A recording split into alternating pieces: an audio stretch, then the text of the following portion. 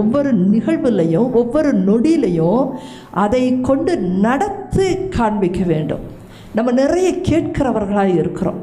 அப்போ கேட்டு கேட்டு நம்ம என்ன சொல்கிறோன்னா நம்பிக்கை வளர்ந்திருக்கிறது என்று சொல்லுகிறோம்.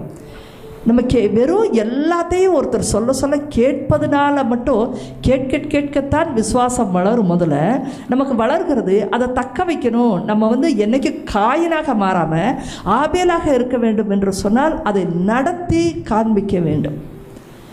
நம்மக்கிட்ட இருக்க பெரிய குறைபாடு என்னென்னா பர்சனல் லைஃப்பில் நடத்தி காண்பிக்கும் பொழுது நிறைய சமயங்களில் ஆண்டவருக்கு பிரியமில்லாத வாழ்க்கையில் தான் நம்ம விழுந்து இருக்கிறோம்.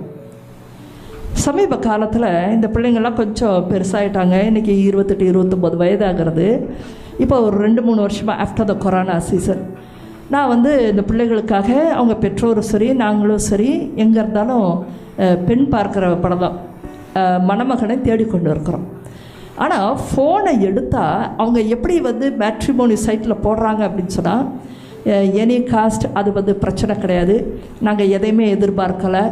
பையன் நல்லா சம்பாதிக்கிறான், நல்ல பையன், ரிலீஜியஸ் அவங்கள பற்றி போட்டுட்டு கீழே என்ன போடுறாங்கன்னா ஒரு ரிலீஜியஸ் பிள்ளை எங்களுக்கு வேணும், ரொம்ப பக்தியான ஒரு பிள்ளை வேணும் அப்படின்னு போடுறாங்க. அந்த வார்த்தையை பார்த்தா மட்டும்தான் நான் அலோவ் பண்ணுறேன். சரி அப்போ பேசி பார்க்கலான்னு சொல்லி. நீங்களும் அதில் ஒருவராய்த்தான் இருப்பீங்க இன்றைக்கி. ஏன்னா டைரெக்டாக அந்த ஃபோன் கால்களை நானே அட்டன் பண்ணியிருக்கிறேன். நான் யாருன்னு என்னை வெளிப்படுத்துறதில்ல.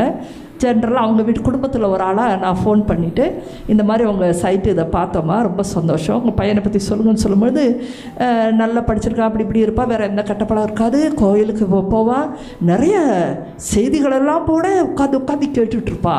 அப்போ எனக்கு ஒரு சந்தோஷம். பரவாயில்லையே, நேரம் இருக்க மாட்டேங்குது, வேலைக்கு போயிட்டு வரதால நான் வீட்டில் உட்காந்து யூடியூப்லாம் கேட்பான். பரவாயில்ல, வேறு என்ன உங்களுக்கு எதிர்பார்ப்பு இருக்குது? எதிர்பார்ப்புலாம் ஒன்றுமே இல்லைங்க அப்படின்னு சொல்லிட்டு நம்ம